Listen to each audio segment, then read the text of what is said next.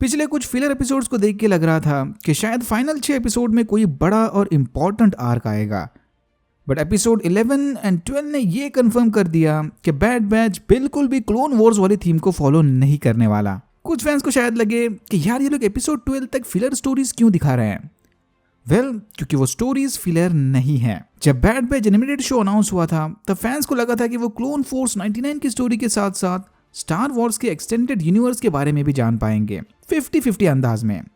आधा show bad batch की core story पर फोकस करेगा और आधा शो स्टार वॉर्स यूनिवर्स पर। बट अब ये बात एकदम साफ हो गई कि ये रेशो 50-50 का नहीं बल्कि 80-20 का है। सीरीज का मैक्सिमम टाइम हम एम्पायर को स्टार वॉर्स यूनिवर्स में बढ़ते देखेंगे, एक तरह की ग्राउंड रिपोर्ट, और नए या फिर पुराने कैरेक्टर की बैक स्टोरी समझेंगे। बचा हुआ 20% फोकस बैड बैच की स्टोरी पर होगा। बेसिकली ये शो फ्यूचर में आने वाले एनिमेटेड और लाइव एक्शन शो के बीच एक ब्रिज की तरह काम करेगा। ओमेगा की इंट्रोडक्शन को छोड़कर मुझे नहीं लगता कि इस शो का एंडिंग या इवेंट्स स्टार वॉर्स लोर में कोई बड़ा इम्पैक्ट करने वाले हैं। ये मेरे पर्सनल व्यूज थे, रियलिटी तो फिनाले के बाद ही समझेगी।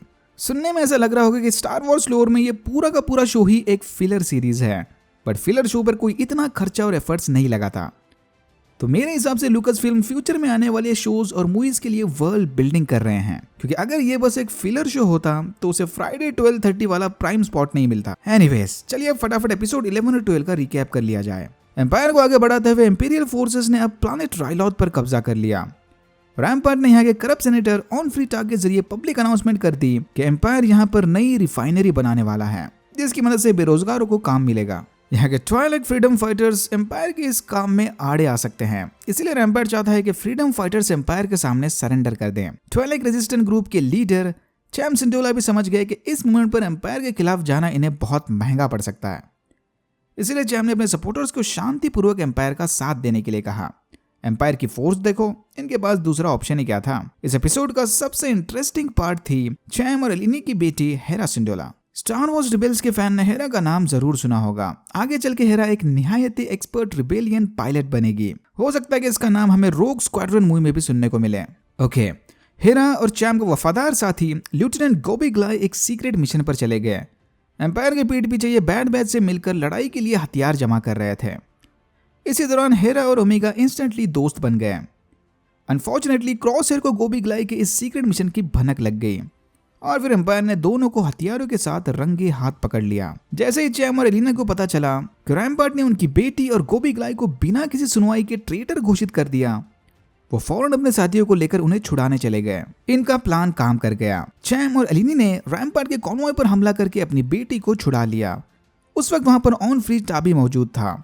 रैम्पार्ट चाहता था कि गुस्से की आग में चैम ऑन फ्री टा को मार दे, बट एलिनी के समझाने के बाद चैम ने अपने आप को रोक लिया। फिर रैम्पार्ट ने क्रॉस हेयर को बोलकर ऑन फ्री टा पर गोली चलाई और हमले का इल्जाम चैम और एलिनी पर डालकर उन्हें अरेस्ट कर लिया। एम्पायर के आने से पहले क्लोन कैप्टन हाउजर भी चैम के साइड थे, बट इस सिचुएशन में हाउजर भी कुछ नहीं कर सकता।